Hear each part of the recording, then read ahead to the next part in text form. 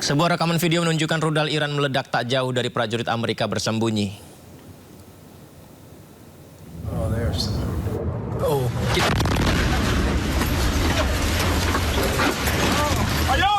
Seperti inilah situasi mencekam ledakan keras rudal balistik Iran sangat dekat dengan tentara Amerika. Serangan yang menjadi dialami di salah satu pangkalan Amerika di kawasan Teluk. Dalam rekaman juga beberapa kali kita saksikan terdengar prajurit berusaha memastikan kondisi rekan-rekannya di lokasi. Namun berulang kali suara ledakan terdengar.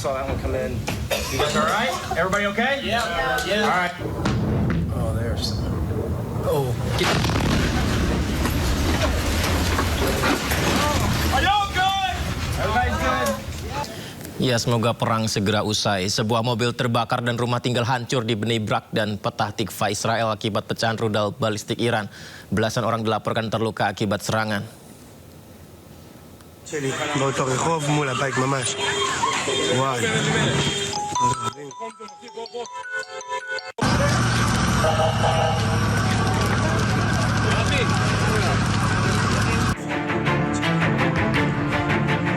Sejumlah mobil terbakar di Petah Tikva, Israel akibat serangan rudal Iran.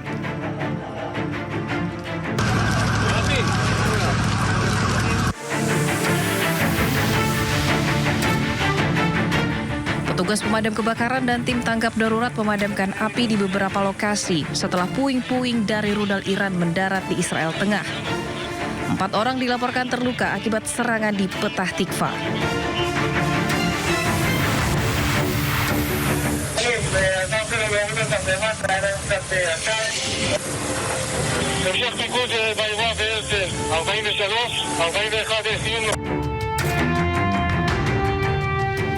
Di Bnei Brak, permukiman hancur terkena pecahan rudal balistik Iran. Warga sekitar bahkan mendengar ledakan hingga guncangan usai rudal Iran menghantam Israel. Setidaknya 9 orang dilaporkan terluka dan dilarikan ke rumah sakit.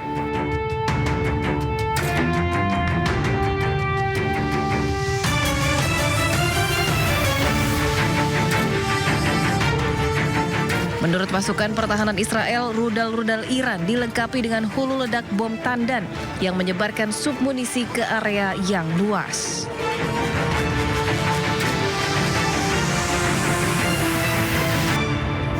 Sementara itu, Palang Merah Iran evakuasi warga dari reruntuhan bangunan akibat serangan Israel dan Amerika Serikat. Tim penyelamat menyisir puing-puing untuk mencari korban yang masih hidup.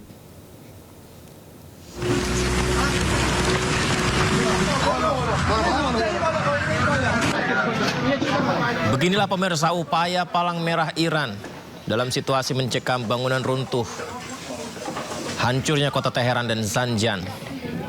Mereka berusaha untuk mencoba mencari korban yang mungkin tertimpa runtuhan bangunan. Serangan Israel dan Amerika Serikat yang terus berlangsung menghancurkan pemukiman dan infrastruktur bangunan warga. Korban jiwa dilaporkan terus bertambah. Upaya penyelamatan masih terus dilakukan meski kondisi lapangan dinilai semakin sulit bahkan berbahaya.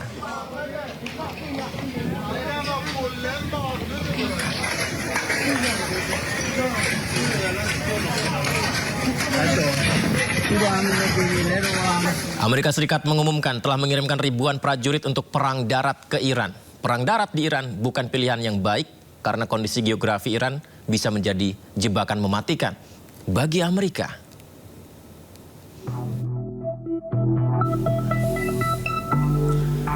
Ya, sejumlah harian media cetak Tehran Times menampilkan headlines "Welcome to Hell". Ya, headline di tulisan salah satu media di Iran ini pemirsa, pesan ancaman tertulis di mana pasukan Amerika yang menginjakkan kaki di Iran akan kembali dalam peti mati dalam tulisan media cetak ini. Dikutip dari The New York Times, sedikitnya 10.000 pasukan Amerika dikerahkan ke Timur Tengah.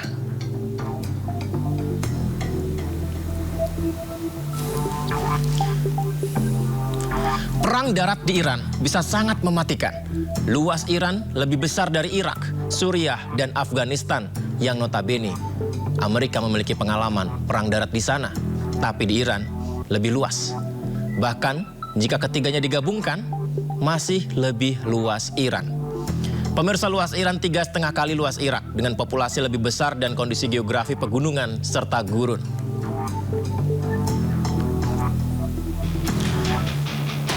Ini adalah grafis yang kami tampilkan untuk Anda. Iran dipagari pegunungan. Di sisi barat, pegunungan Zagros membentang sepanjang 1.500 km. Di sisi utara, dipagari pegunungan Alborz. Di sisi timur, terdapat gurun yang luas dengan suhu ekstrim yakni Das-e-Gavir serta Das-e-Lut. Tidak hanya itu pemirsa, di tengah juga tersebar banyak sekali dataran tinggi pemirsa.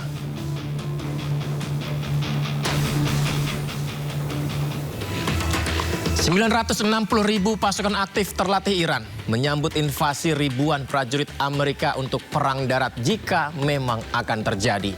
150.000 prajurit Garda Revolusi Iran terlatih untuk perang gerilya melawan serangan asing di medan tempur Iran di jalur darat. 15.000 bahkan hingga 30.000 di antara Garda Revolusi Iran merupakan pasukan elit Quds yang bertanggung jawab atas operasi di luar negeri.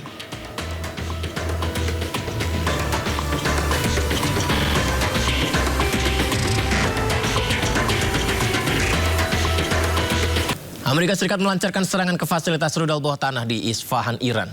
Ledakan dahsyat terjadi menyusul serangan itu.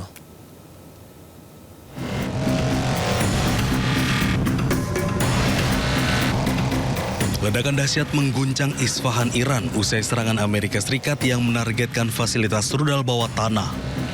Kilatan cahaya dari ledakan menerangi langit malam Isfahan disusul suara dentuman keras yang terdengar hingga ke seluruh penjuru kota. Warga setempat pun terkejut ketika sejumlah bom penghancur bunker dijatuhkan di kawasan pegunungan di dekat pusat kota Isfahan yang diduga menjadi lokasi fasilitas pengembangan dan penyimpanan rudal Iran.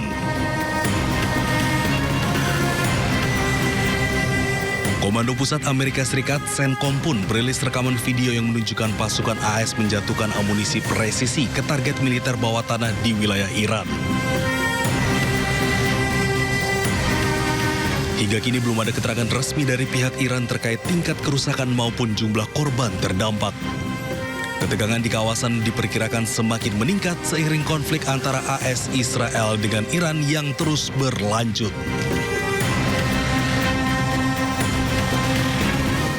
Serangan rudal Iran menghantam wilayah tengah Israel. Serangan tersebut menyebabkan sedikitnya 14 orang terluka serta kerusakan di sejumlah titik.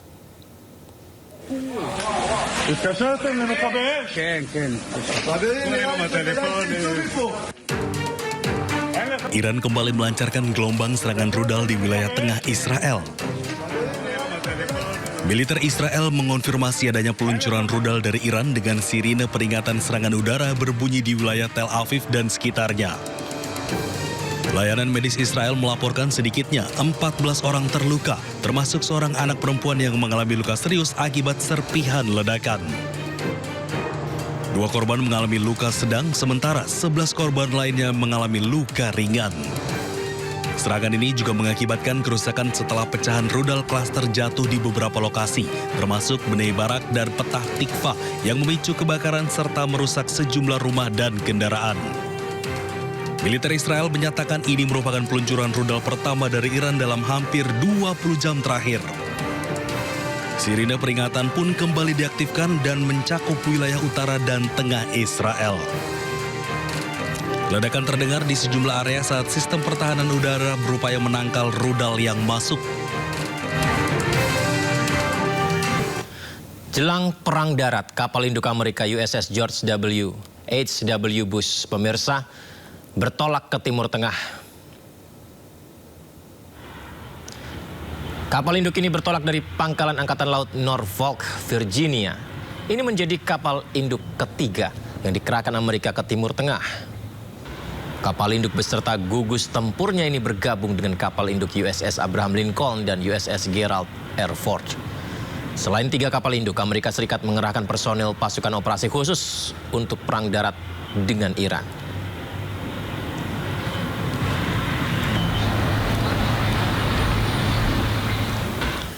Militer Amerika terus berusaha melumpuhkan Iran saat konflik memasuki minggu kelima.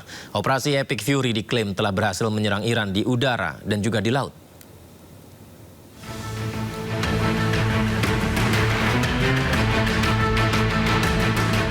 Perang Timur Tengah memasuki minggu kelima. Senkom Amerika Serikat mengklaim memiliki kemajuan yang tak terbantahkan dalam menghilangkan kemampuan Iran.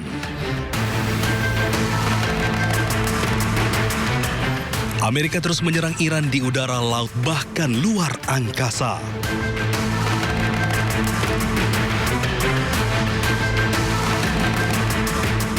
Operasi Epic Fury diklaim telah mengurangi kemampuan Iran untuk memproyeksikan kekuatan di luar perbatasannya.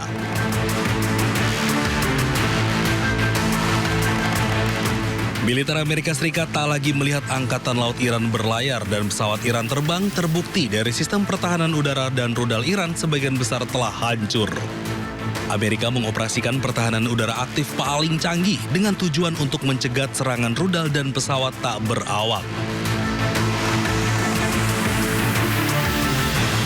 Polisi Israel membubarkan pengunjuk rasa. Aksi protes terjadi setelah parlemen Israel mengesahkan undang-undang hukuman mati bagi warga Palestina. Ini dia, aparat kepolisian Israel menggunakan meriam airnya untuk membubarkan massa di dalam negeri sendiri di Yerusalem. Sejumlah pendemo terluka akibat pembubaran paksa polisi Israel. Para pengunjuk rasa turun ke jalan untuk menolak undang-undang baru yang dianggap diskriminatif dan tidak manusiawi, serta mengecam keputusan parlemen Israel yang dinilai tidak adil.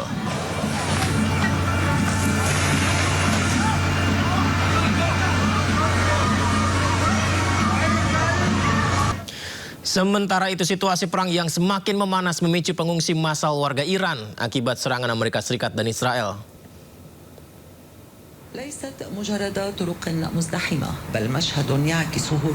Kita bisa saksikan ini, ribuan kendaraan memenuhi jalan tol utama Teheran.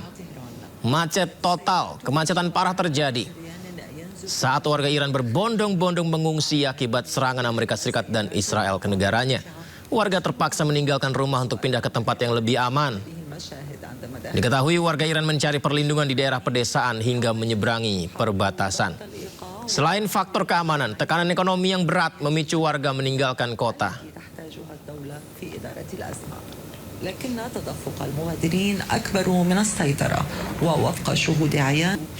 Serangan Zionis Israel ke Libanon semakin tidak terkendali. Kali ini serangan menargetkan pusat ambulans di Hanoiyeh, distrik Tire, Libanon Selatan. Pemirsa, kendaraan terbakar setelah serangan Zionis Israel membidik pusat ambulans di Hanoiyeh, distrik Tire, Libanon Selatan. Kita bisa tahu bahwa sebenarnya fasilitas medis pendidikan tidak boleh diserang, tapi beberapa kali kenyataan seperti ini kita saksikan bersama. Israel membenarkan serangan dan menyebut serangan terhadap tenaga medis, mengklaim bahwa anggota Hizbullah yang menggunakan ambulans menyamarkan diri mereka sebagai responden pertama mengangkut senjata. Namun tuduhan ini ditolak oleh pemerintah Libanon. Kementerian Kesehatan Libanon menyatakan bahwa setidaknya 47 pekerja penyelamat telah dibunuh oleh Israel sejak melanjutkan upaya pendudukannya di Libanon Selatan pada 2 Maret lalu.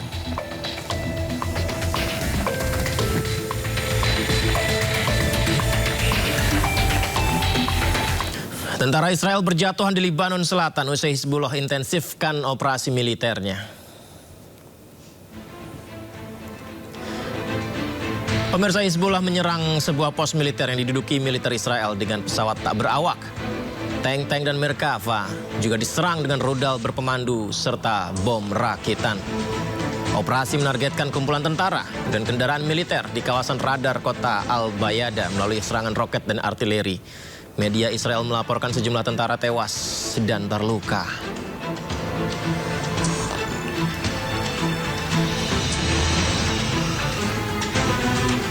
Serangan udara dilancarkan Israel ke sejumlah bangunan di pinggiran selatan Beirut, Libanon. Serangan itu terjadi di tengah konflik Amerika Serikat Israel terhadap Iran.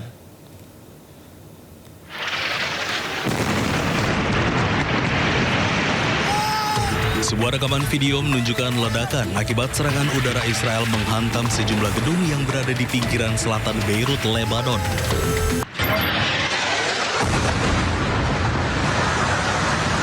Sebelum ledakan tersebut telah diberi peringatan evakuasi.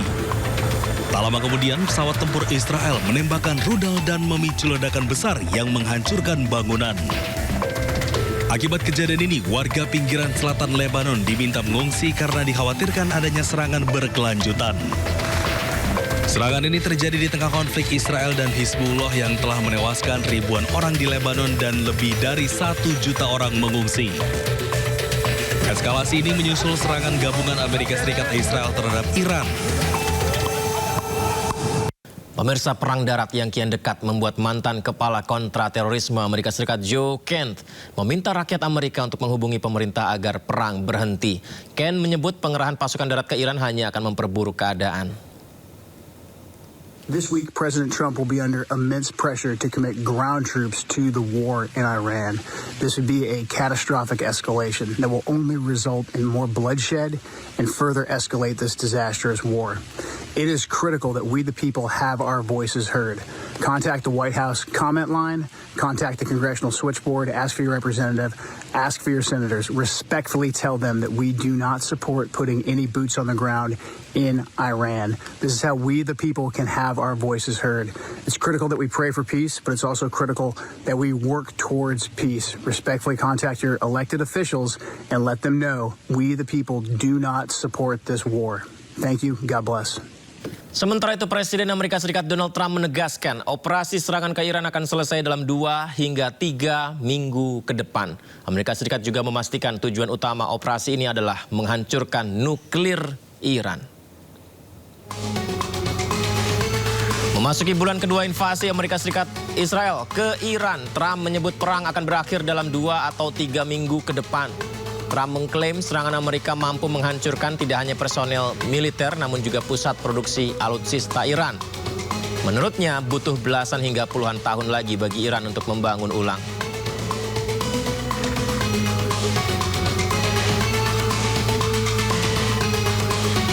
One goal, they will have no nuclear weapon. And that goal has been attained. They will not have nuclear weapons, but we're finishing the job. And I think within maybe 2 weeks, maybe a couple of days longer to do the job. But we want to knock out every single thing they have. Now, it's possible that we'll make a deal before that because we'll hit bridges, and we've hit some. We'll hit some bridges. Got a couple of nice bridges in mind. But if they come to the table, that'll be good. But it doesn't matter whether they come or not. We've set them back. It'll take 15 to 20 years for them to rebuild what we've done to them. They have no Navy. They have no military. They have no Air Force. They have no telecommunications. They have no anti-aircraft systems. They have no leaders. You know, their leaders are all gone. That's why we have regime change. We have nice new leaders. Peter?